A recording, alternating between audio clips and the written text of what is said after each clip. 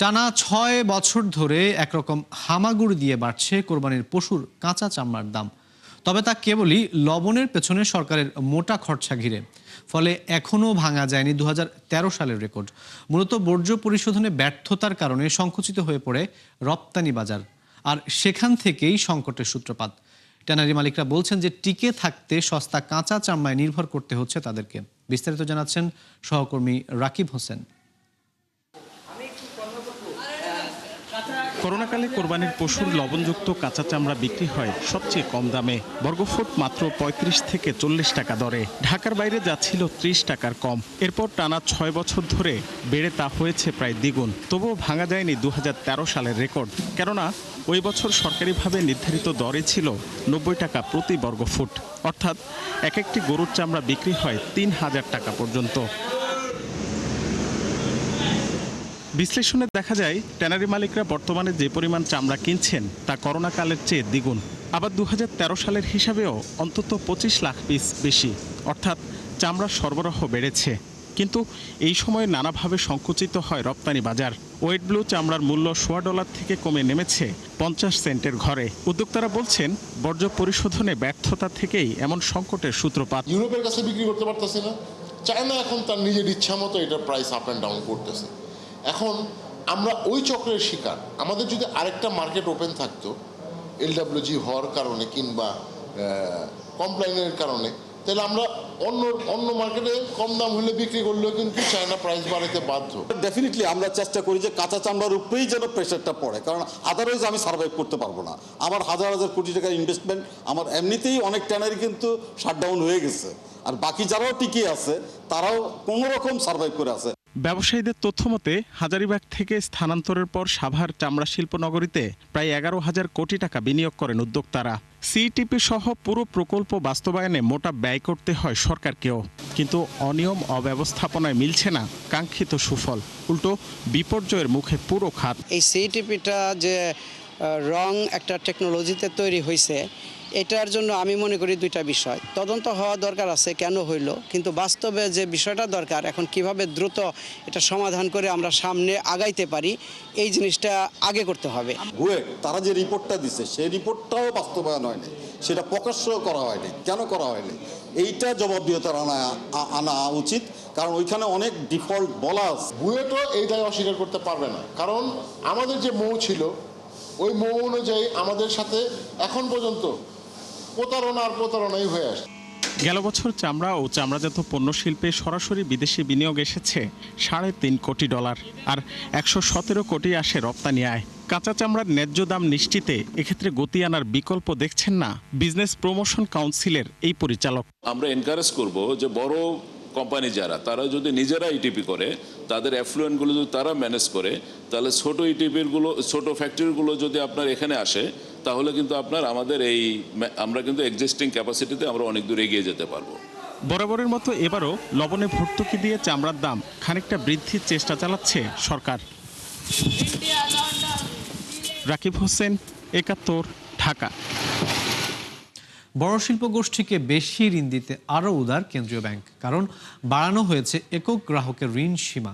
বর্তমানে যা ব্যাংক মূলধনের প্রায় ২৫% পর্যন্ত। ব্যবসায়িক প্রক্রিয়া সচল রাখতে এই উদ্যোগকে ইতিবাচক বলছেন বিশেষজ্ঞরা। তবে কঠোর নজরদারি ও জবাবদিহিতা নিশ্চিত না হলে ঝুঁকি বাড়তে পারে দীর্ঘমেয়াদে। আরও জানাচ্ছেন মিসবাহ হাসান। নতুন গভর্নর দায়িত্ব নেওয়ার পর ব্যবসায়ীদের সুবিধা দিতে নেওয়া একের পর এক নীতি পরিবর্তন জন্ম দেয় আলোচনা সমালোচনার। বিশেষ করে কারখানা চালু করতে বিশেষ প্যাকেজ, একাধিক প্রণোদনা ও সহায়তা নিয়ে প্রশ্ন ওঠে নানা মহলে। এরই মধ্যে সম্প্রতি আরও একটি ঘোষণা দিয়েছে নিয়ন্ত্রক সংস্থা, যাতে বাড়ানো হয়েছে একক গ্রাহকের ঋণ সীমা।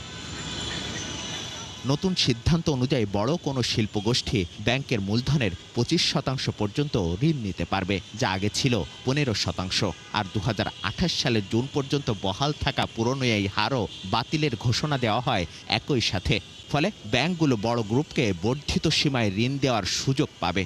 শুধু তাই নয়, নতুন নিয়মে 10% পর্যন্ত খেলাপি ঋণ থাকলেও বড় আকারে ঋণ দেওয়ার ক্ষেত্রে মোট ঋণ ও অগ্রিমের 50% পর্যন্ত সুযোগ রাখা হয়েছে। যার প্রাপ্যতা আছে 10 টাকা, তাদেরকে 15 টাকা দিতে আমরা উদ্বুদ্ধ করছি। ব্যাংক গ্রাহকের ক্রেডিট নিড অ্যাসেস করবে প্রপারলি।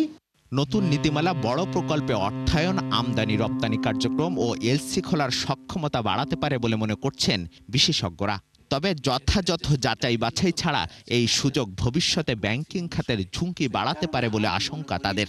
প্রচলিত গ্রাহকের সম্পূর্ণ লিমিট যদি আমরা দিতে পারি, তার ঋণ গ্রহণের ক্ষমতা বাড়বে। এটা কি ঢালাওভাবে সকলের ক্ষেত্রে প্রয়োগ করা উচিত কিনা, সেই ক্ষেত্রে আমি মনে করি বাংলাদেশ ব্যাংক কোনো নির্দেশনা দেওয়া উচিত না।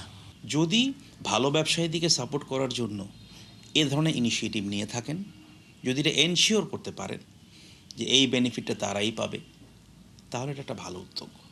আর এইটার বেনিফিট যদি খারাপ ব্যবসায়ীরা, যারা ইচ্ছা করে টাকা ফেরত দেয় না, তারা নেয়, তাহলে এটা খুব খারাপ ইনিশিয়েটিভ। অবশ্যই সীমা লঙ্ঘন করে বেআইনিভাবে আগে ঋণ সুবিধা নিয়েছে একাধিক গ্রুপ, যা দুর্বল করেছে ব্যাংকের আর্থিক কাঠামো। তাই নতুন এই নির্দেশনা কতটা ব্যবসা ও বিনিয়োগের জন্য উপযোগী হবে তা নিয়ে প্রশ্ন রয়েছে বিশ্লেষকদের। এক্ষেত্রে স্বচ্ছতা ও জবাবদিহিতা নিশ্চিত করাই বড় চ্যালেঞ্জ বলে মনে করেন তারা। রিস্ক ম্যানেজমেন্ট প্রক্রিয়াটাও রাখতে হবে। কীরকম? আমি যদি বলে দিতাম তখন যে এটার সাথে ক্যাপিটাল একটু বাড়ান, এই পরিমাণ ক্যাপিটাল যাদের আছে, শুধু এনপিএল না, ক্যাপিটাল আপনার অতিরিক্ত আছে কিনা। ক্যাপিটাল থাকার অর্থ হলো যে কেউ ডিফল্ট করলে, প্রবলেম হলে ওইটা অ্যাবজর্ব করতে পারবেন, শোষণ করতে পারবেন আপনি। এই সমস্ত ইচ্ছাকৃত এবং প্রায় ইচ্ছাকৃত ঋণ খেলাপিদেরকে নতুনভাবে কোনো ধরনের ঋণ দানের জন্য, ঋণ প্রদানের জন্য, ঋণের শৈথিল্যের জন্য বাণিজ্য ব্যাংকের উপরে চাপ সৃষ্টি করা। বড় শিল্পগোষ্ঠীর জন্য বাড়তি সুযোগ তৈরি হলেও ক্ষুদ্র মাঝারি শিল্প খাতের জন্য উল্টো ফল আনতে পারে এই সিদ্ধান্ত বলে মনে করছেন বিশেষজ্ঞরা। মিসবাহ হাসান, একাত্তর, ঢাকা।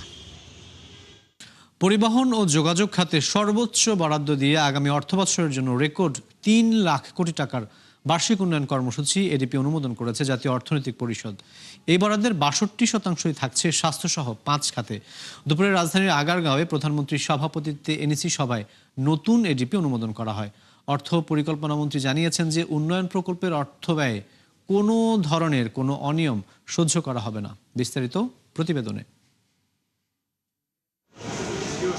গত কয়েক বছর ধরেই সরকারের উন্নয়ন কৌশলে গুরুত্ব পাচ্ছে পরিবহন ও যোগাযোগ খাত। স্বচ্ছতা নিয়ে প্রশ্ন থাকলেও বিপুল বিনিয়োগে তৈরি করা পদ্মা সেতু, মেট্রো রেল সহ অনেক প্রকল্পের সুফল মিলছে। 2 দশক পর ক্ষমতায় আসা বিএনপি সরকারের প্রথম বাজেটের উন্নয়ন ব্যয় দেখা গেল একই ধারাবাহিকতা।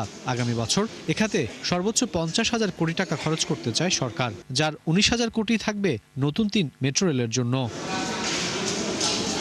নির্বাচনী প্রতিশ্রুতি অনুযায়ী দ্বিতীয় ও তৃতীয় সর্বোচ্চ বরাদ্দ দেওয়া হয়েছে শিক্ষা ও স্বাস্থ্য খাতে। শিক্ষায় 47,000 কোটি ও স্বাস্থ্যে 35,000 কোটি টাকার বেশি রাখা হয়েছে। প্রায় 33,000 কোটি বরাদ্দ থাকছে বিদ্যুৎ ও জ্বালানি খাতের উন্নয়নে। আর আবাসন খাতের জন্য রাখা হয়েছে আরও 20,000 কোটি। সংবাদ সম্মেলনে পরিকল্পনা মন্ত্রী বলেন, দীর্ঘমেয়াদী উন্নয়ন নিশ্চিতেই এমন ব্যয়ের পরিকল্পনা।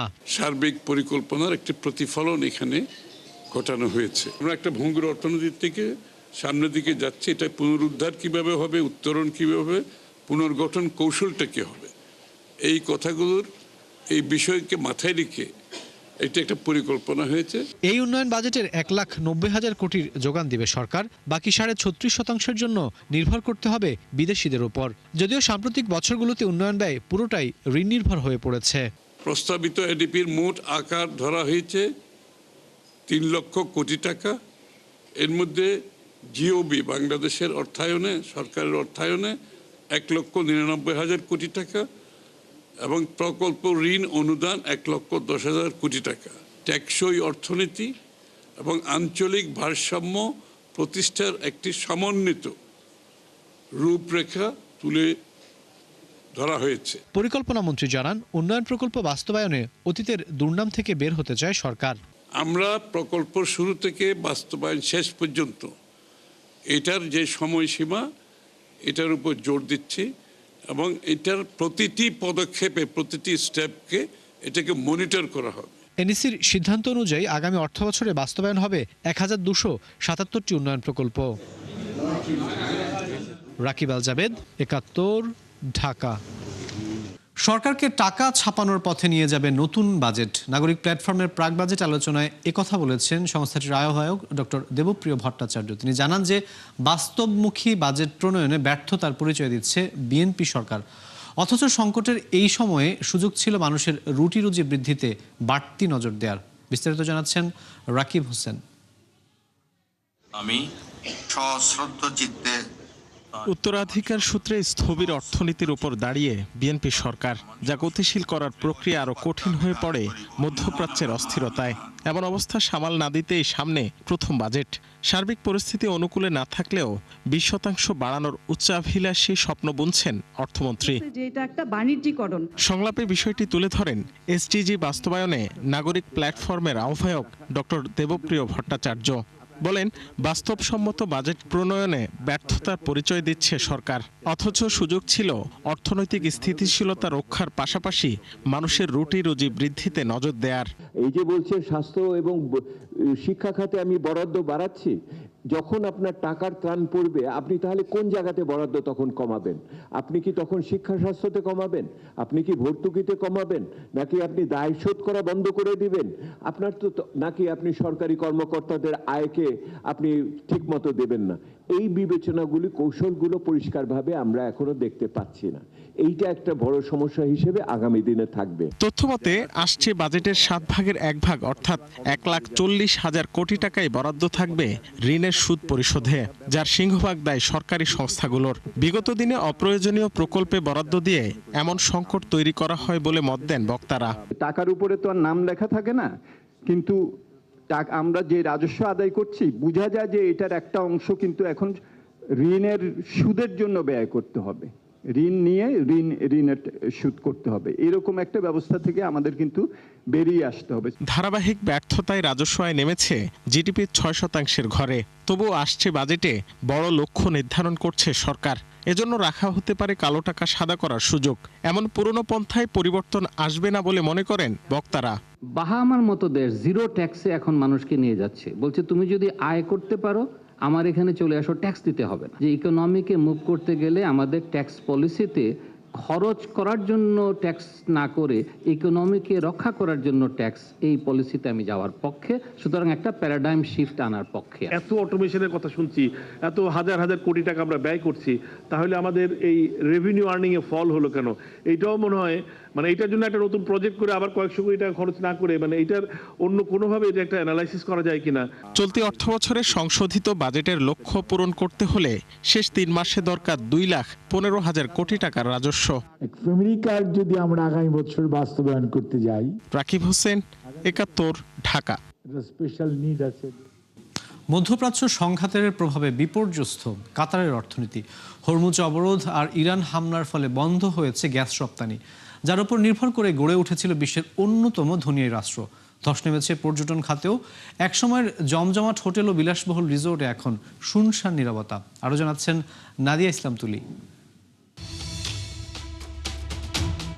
পারস্য উপসাগরের মরু উপদ্বীপ কাতার একসময় মুক্তা সংগ্রহ করে চলা দেশটি এখন বিশ্বের অন্যতম ধনী রাষ্ট্র, যার মূলে রয়েছে প্রাকৃতিক গ্যাস। বেশ কয়েক দশকে গ্যাস রপ্তানি করে সর্বোচ্চ শিখরে পৌঁছানো দেশটির অর্থনীতি এখন পুরোপুরি বিপর্যস্ত।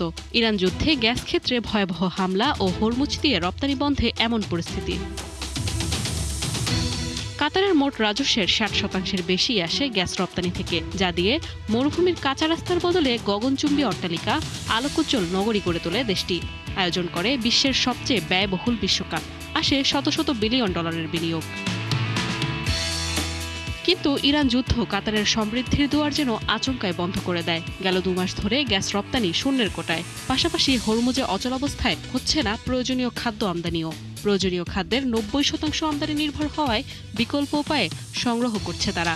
অত্যন্ত ব্যয়বহুল আকাশপথ ব্যবহার করে ইউরোপ থেকে ফলমূল ও যুক্তরাষ্ট্র থেকে আনছে প্রয়োজনীয় শস্য। এতে দেখা দিয়েছে তীব্র মূল্যস্ফীতির শঙ্কা। তবে সরকারের ভর্তুকির কারণে দাম বেড়েছে 5 থেকে 10%। ধস নেমেছে পর্যটন খাতেও। একসময়ের জমজমাট হোটেল ও বিলাসবহুল রিসোর্টে এখন শুনশান নীরবতা। তথ্য বলছে ইরান যুদ্ধের কারণে পর্যটন খাত থেকে প্রতিদিন $60 কোটি রাজস্ব হারাচ্ছে মধ্যপ্রাচ্য। বিশ্লেষকদের মতে হরমুজ প্রণালী যদি আগামীকালও খুলে দেওয়া হয়, যুদ্ধ পূর্ববর্তী অবস্থায় ফিরে যেতে কাতারের কয়েক বছর সময় লাগবে। এছাড়া আন্তর্জাতিক মুদ্রা তহবিলের পূর্বাভাস বলছে চলতি বছর দেশটির অর্থনীতি 8.6% সংকুচিত হতে পারে। তবে এত কিছুর মাঝেও নিজেদের বিশাল সার্বভৌম তহবিল থাকায় বছরের পর বছর গ্যাস রপ্তানি বন্ধ থাকলেও কর্মীদের বেতন ও জরুরি সেবা চালু রাখতে পারবে কাতার। নাদিয়া ইসলাম তুলি, ৭১। দর্শক, ৭১ বিজনেসে ছিল এখনকার মতো। সরাসরি সংবাদ অনুষ্ঠান দেখতে চোখ রাখুন ৭১-এর ফেসবুক পেজ এবং সাবস্ক্রাইব করুন ৭১ ইউটিউব চ্যানেল। থাকুন ৭১-এর সাথেই।